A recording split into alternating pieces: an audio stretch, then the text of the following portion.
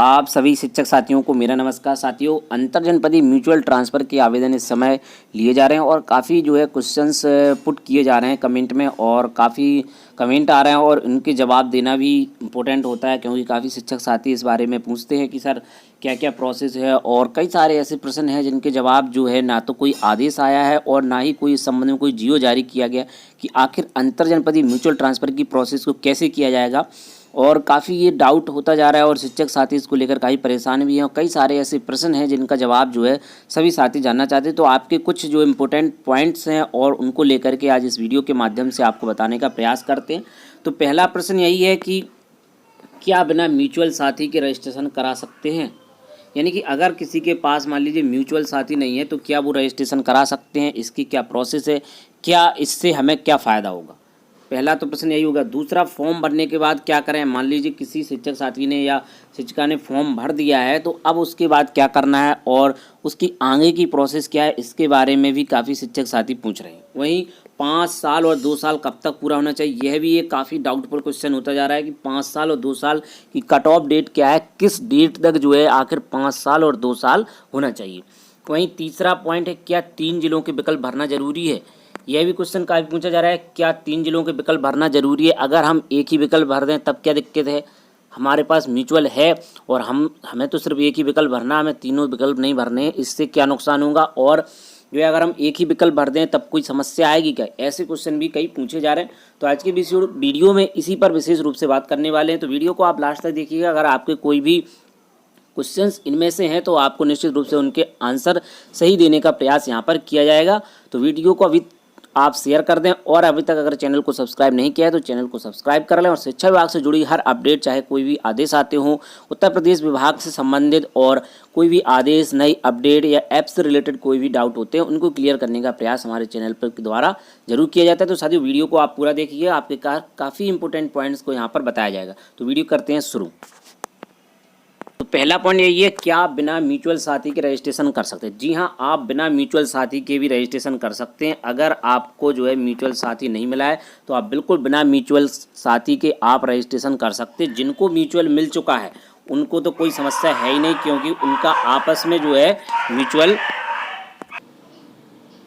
तो जिनके पास म्यूचुअल है उन्हें कोई समस्या होने वाली नहीं है, क्योंकि अगर ए डिस्ट्रिक्ट से कोई बी डिस्ट्रिक्ट में जाएगा तब यहाँ पर कोई दिक्कत नहीं होगी। ए डिस्ट्रिक्ट में अगर कोई शिक्षक तैनात है या शिक्षिका है या बी में, ऐसी प्रकार से, तो उनके लिए यहाँ पर कोई समस्या नहीं है। तो वो जो है सिर्फ एक विकल्प भी भर सकते हैं, यहाँ पर कोई समस्या नहीं है, ना ही कोई ऐसी समस्या आएगी। और एक विकल्प वैसे ही भरना कंपलसरी, वहाँ पर आप देखें तो स्टार मार्क लगा हुआ है कि एक जनपद का विकल्प भरना जो है कंपलसरी है।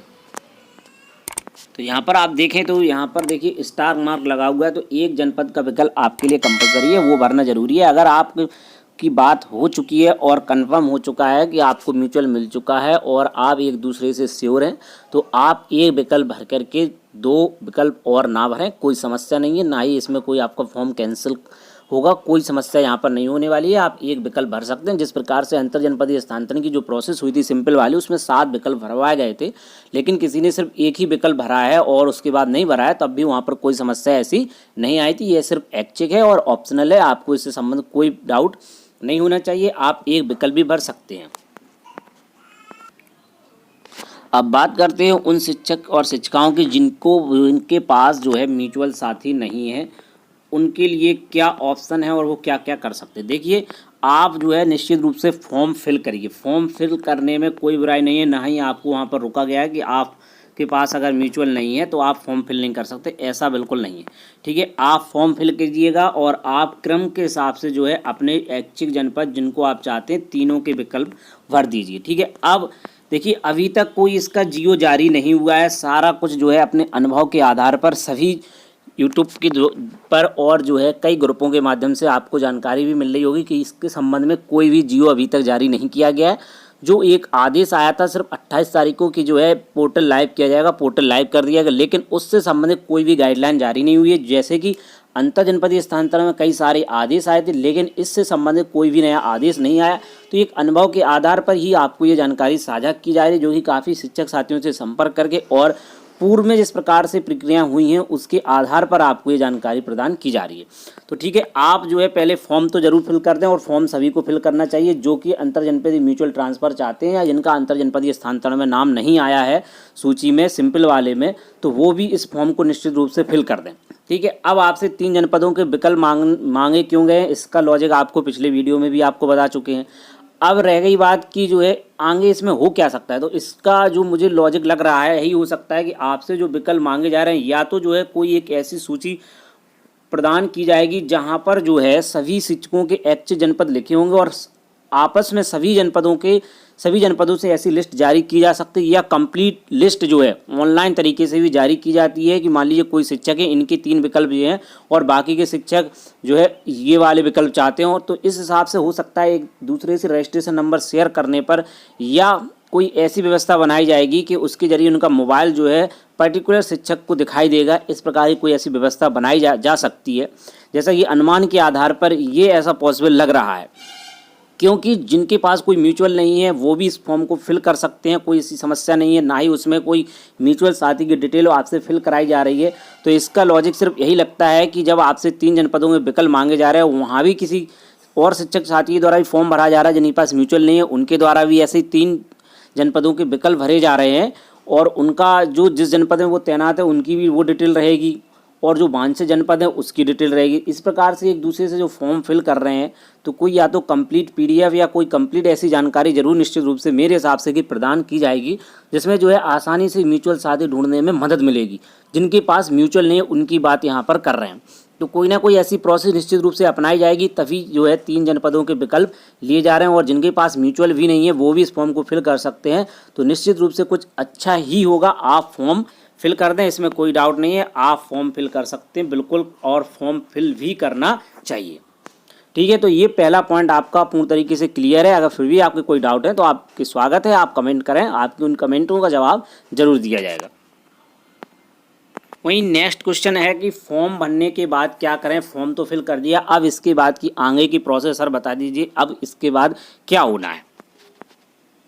तो जो दूसरा क्वेश्चन है वो ये कि फॉर्म फिल करने के बाद क्या होगा। तो देखिए, इसके लिए जिस प्रकार से अंतर जनपदीय पारस्परिक स्थानांतरण की प्रोसेस चल रही है कि सभी जनपदों से अलग से आदेश आते हैं, तो उसी हिसाब से बीएसए स्तर से या बीआरसी स्तर से आदेश आएंगे कि आपको जो है कौन कौन से डॉक्यूमेंट लेकर के यहाँ पर आना है और आपको अपना फॉर्म वेरीफाई करवाना है, या हो सकता है कि डायरेक्टली वेरीफाई कर दिया जाए। जैसे ही जो कि एक आदेश आया था वहाँ पर जो है बुलवाया गया है, मतलब शिक्षकों को जो है अपना ऑनलाइन आवेदन शायद और कुछ डॉक्यूमेंट के साथ, जिससे कि उनका फॉर्म जो है वेरीफाई कर दिया जाए। इस हिसाब से जो देखिएगा आपके जनपद से, पर्टिकुलर जनपद से आदेश आएंगे और उसी के हिसाब से यह प्रक्रिया होगी। तो आप अपने जनपद के बीआरसी और बीएसए ऑफिस से कांटेक्ट या संपर्क बनाए रखें, जिससे कि आपको अपडेट मिलती रहे, और जैसे ही कोई नए जनपद की अपडेट आती है तो निश्चित रूप से आपको हमारे चैनल शिक्षा विभाग पर मिल जाएगी, और कोई भी न्यू अपडेट होती है आपको सबसे पहले प्रदान करने का प्रयास किया जाता है, जिससे कि आप सभी की हेल्प हो सके। तो इसमें जो दूसरा पॉइंट है वो यही है कि पर्टिकुलर जनपद से आदेश आएंगे, आपको परेशान होने की जरूरत नहीं है। आप अपने बीआरसी और बीएसए ऑफिस से कांटेक्ट बनाए रखें और अपडेट लेते रहें और चैनल से जुड़े रहें, जिससे कि आप कोई इन्फॉर्मेशन मिस ना कर सकें और आपको पल पल की अपडेट मिल सके। आप हमारे व्हाट्सएप ग्रुप, फेसबुक, ट्विटर और टेलीग्राम सभी जगह आपको इन्फॉर्मेशन दी जाती है। आप हमारे व्हाट्सएप ग्रुप से जुड़ सकते हैं और टेलीग्राम के चैनल का लिंक आपको डिस्क्रिप्शन में मिल जाएगा, और साथ ही आप कमेंट कर दें तो आपको वहाँ पर भी दे दिया जाएगा। तो उनसे आप जुड़े रहें, जो भी अपडेट होती है एक दूसरे शेयर करते हैं और कई शिक्षक साथी उससे जुड़े हुए हैं, तो आपस में जो है सूचनाओं का आदान प्रदान हो जाता है। आपको कोई समस्या नहीं होगी वहाँ पर, सिर्फ आपको शिक्षा विभाग से जुड़े हुए मैसेज प्राप्त होंगे, अन्य मैसेज वहाँ पर आपको देखने को नहीं मिलेंगे। तो आप इसके माध्यम से जुड़े रहें, जब तक ये आपकी ये प्रक्रिया संपन्न नहीं हो जाती है आपको हर पल अपडेट मिलती रहेगी। तो दूसरा पॉइंट आपका क्लियर होता है कि वहाँ पर जो है पर्टिकुलर जनपद से आदेश जारी होंगे, उसी के हिसाब से आगे की प्रोसेस आगे बढ़ेगी। तीसरा पॉइंट है कि 5 साल और 2 साल कब तक पूरा होना चाहिए और क्या 3 जिलों के विकल्प भरना अनिवार्य है, यह आपको बता चुके। लास्ट रह गया कि 5 साल और 2 साल कब तक पूरा होना चाहिए, यह काफ़ी शिक्षकों के द्वारा पूछा जा रहा है। इस संबंध में हम 16/6/2023 का जो कि अंतर जनपदीय स्थानांतरण का जो आदेश है उसको देखते हैं। देखिए, यहाँ पर जो आदेश जारी हुआ था उसमें दूसरा पॉइंट देखिए कि शिक्षिका 2 वर्ष और शिक्षक 5 वर्ष की नियमित सेवा अवधि पूर्ण किए जाने के उपरांत ही ऑनलाइन आवेदन के अहर होंगे। सेवाविधि गणना कार्य जनपद दिनांक से ऑनलाइन आवेदन अंतिम तिथि 17/6/2023 तक की जाएगी। देखिए इसमें 17/6/2023 तक ऑनलाइन आवेदन की अंतिम तिथि तक जो है 2 साल और 5 साल कहा गया था। तो अभी तक जो सूचना न्यूज़पेपर के माध्यम से, क्योंकि इसका जियो किसी के पास नहीं है, ना ही इस संबंध में कोई अभी तक आदेश आया है, ठीक है। ये मात्र सूचना न्यूज़पेपर के माध्यम से सभी को प्राप्त हुई और मुझे भी प्राप्त हुई। इस संबंध में कोई भी आदेश ना तो वेबसाइट कहीं पर है और ना ही कहीं किसी को पास प्राप्त होगा, ना ही वो आदेश इस संबंध में दिखा पाएगा, क्योंकि आदेश ही जारी नहीं हुआ। अगर इंटरनल कोई आदेश जारी हुआ लेकिन फिर भी वो किसी के पास अभी तक नहीं पहुंच पाया है, तो इसकी जो डेट बताई जा रही है वो 18 जुलाई बताई जा रही है। मेरे द्वारा भी इसी 18 जुलाई को बताया गया। तो आप निश्चित रूप से जब अंतर जनपदीय स्थानांतरण में यही डेट ऑनलाइन आवेदन की अंतिम तिथि तक जो है 5 साल और 2 साल की बात की गई थी, तो उसी हिसाब से इसकी भी अंतिम डेट जो है 18 जुलाई बताई जा रही है, जो कि न्यूज़पेपर के माध्यम से। तो उस तारीख तक 2 वर्ष और 5 वर्ष आपको एक जनपद में होना जरूरी है और अंतिम डेट के हिसाब से ही काउंटिंग होगी कि आपके 2 साल और 5 साल पूरे होते हैं या नहीं, तभी आप इसके लिए एलिजिबल होंगे। अगर आपका एक भी दिन कम होता है तो आप इसके लिए एलिजिबल नहीं होंगे, फॉर्म भी आपका सबमिट नहीं होगा। जो आपकी लास्ट डेट है उसके अकॉर्डिंग ही आपकी जो है 2 साल और 5 साल पूरी होना जरूरी है, ठीक है। अगर आपका फॉर्म भी सबमिट हो जाता है तब वहाँ पर जो है वेरिफिकेशन होगा, तो वहाँ पर इसको रिजेक्ट कर दिया जाएगा। अगर आपकी 2 साल और 5 साल पूरे कंप्लीट नहीं होते हैं, कोई कह रहा है हमारे 6 महीने कम रहेगा, क्या हम फॉर्म भर सकते हैं, आप फॉर्म भर दीजिए। अगर सबमिट हो जाता है और वेरिफिकेशन होगा तो वहाँ पर उसको कैंसिल कर दिया जाएगा, क्योंकि अभी तक कोई जियो ऐसा नहीं आया। अगर जियो भी आता है तो निश्चित रूप से लास्ट डेट को ही यहाँ पर काउंट किया जाएगा 2 साल और 5 साल के लिए। तो आप इसलिए श्योर रहें, अगर किसी के 2 या 3 महीने या 1 महीने रह गया हो तो निश्चित रूप से आप जो है इस फॉर्म को ना भरें, क्योंकि इतनी लास्ट डेट होने वाली भी नहीं है। अगर होती भी है तो 10-12 दिन 15 दिन बढ़ती है, इसके अलावा कोई डेट नहीं बढ़ती है। तो इस हिसाब से देखा जाए तो जिनके 2 महीने या 1 महीने से ऊपर रह गया है 2 साल या 5 साल होने में, वो इस फॉर्म को नहीं भर पाएंगे। और अगर अभी भी फॉर्म भर देते हैं, सबमिट हो जाता है, तो वेरिफिकेशन में वहाँ पर हटा दिया जाएगा, क्योंकि लास्ट डेट जब ऑफिशियली घोषित कर दी जाए, क्योंकि अभी इस संबंध में आदेश नहीं आए हैं। आदेश निश्चित रूप से आगे चल करके आ जाएंगे 1-2 दिन में या अंतिम डेट के बाद जैसे भी आदेश आएंगे, या कभी भी आदेश आ सकता है, क्योंकि आदेश अभी तक आया नहीं है, इसके कोई भी दिशा निर्देश जारी नहीं किए गए हैं शासन की ओर से। तो इसके लिए जो अनुभव के आधार पर आपको सारी जानकारी प्रदान की जा रही है।